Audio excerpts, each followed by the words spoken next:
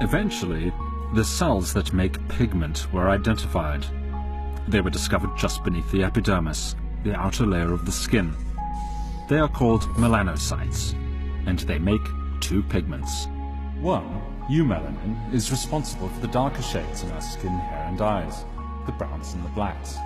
The other, pheomelanin, for the fairer shades, the blondes and the reds. As a painter mixes three primary colors to get all the others, so the various shades of our skins are given by a mix of just these two pigments.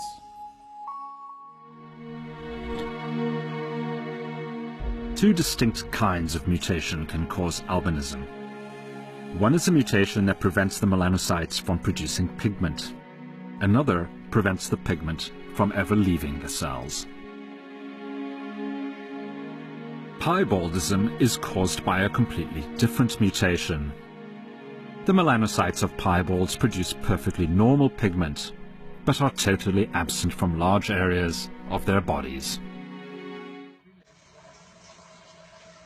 One more important piece of the puzzle was found in 2005, when cancer researcher Keith Chang was studying the black and white stripes of zebrafish. There are a lot of zebrafish in my laboratory because I'm a geneticist and I study how mutations occur, which is how cancer occurs, and I use pigmentation to detect those mutations. By chance, the light skin-colored fish that I used for that research also taught us a lot about how Europeans, how humans became lighter skinned. What Professor Chang discovered was perhaps one of the most important genetic mutations ever found. A single change among literally billions of coded instructions within zebrafish DNA that reduced black pigment from their stripes. Soon after, this identical genetic mutation was found in fair-skinned Europeans. There was a magic moment in this research. When I got back the results that showed that the number and the size and the amount of pigment in light-skinned zebrafish were all diminished, and the same thing happened in humans. When I opened the textbook and saw that same thing, I began to sweat.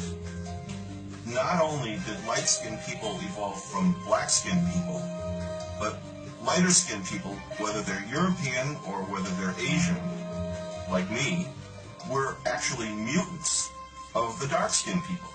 This was remarkable because we had only inferred on the basis of circumstantial evidence that this must have occurred in evolution, but we didn't have any concrete genetic evidence. Now we do. The geneticist called in fellow researcher Victor Canfield and an anthropologist, Mark Shriver. They set out to find a mutation, but not just anyone. It had to affect nearly everyone with light skin or the population with European ancestry. The mutation also had to be almost totally absent from other populations. In the HapMap catalogs, these circles represent the frequency of the gene's various mutations in 4 populations: European, Chinese, Japanese, and Nigerian. The researchers' job consisted in finding a group made up of a circle of one color and 3 circles of another. One day, they hit upon just such a combination: 1 blue circle for the European population and 3 red ones for the other populations. It was a very striking finding, and it wasn't quite the aha moment it could have been until Mark Shriver, who's done more of this work, realized that the frequencies are not only unusual but extremely unusual. That this is very few genes show that pattern. In this case, that we have almost 100% of one variant in one population and almost 0% of the same variant in other populations. The mutation identified in the circles consisted in a unique change: A for the European population, which becomes G in all the other populations. The letters A, C, T, and G represent the building blocks of DNA. One tiny change among the hundreds of thousands of possible combinations in the human genome. The researchers then showed that the gene played a central role in the evolution of European skin color. It was like winning the lottery. So there are 3 billion bases in our genome.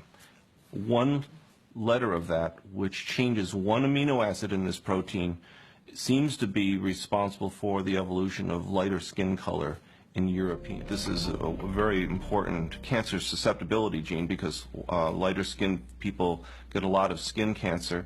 It also causes susceptibility to acquired form of blindness, age-related macular degeneration. And perhaps this gene could be a target for treating melanoma, which is a very deadly cancer. As a geneticist, Cheng felt profound joy at solving a mystery of human biology, skin color.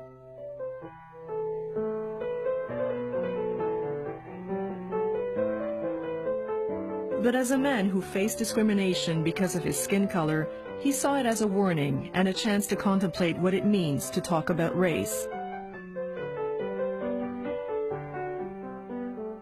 For one thing, we need to establish anytime the term race is brought up, are you doing this work to compare, to make value judgments, to put people down? Well, we're not interested in those discussions as scientists, hopefully. But on the other hand, if it's to understand differences, to understand biology, to celebrate difference, for example, then it's fine to talk about it.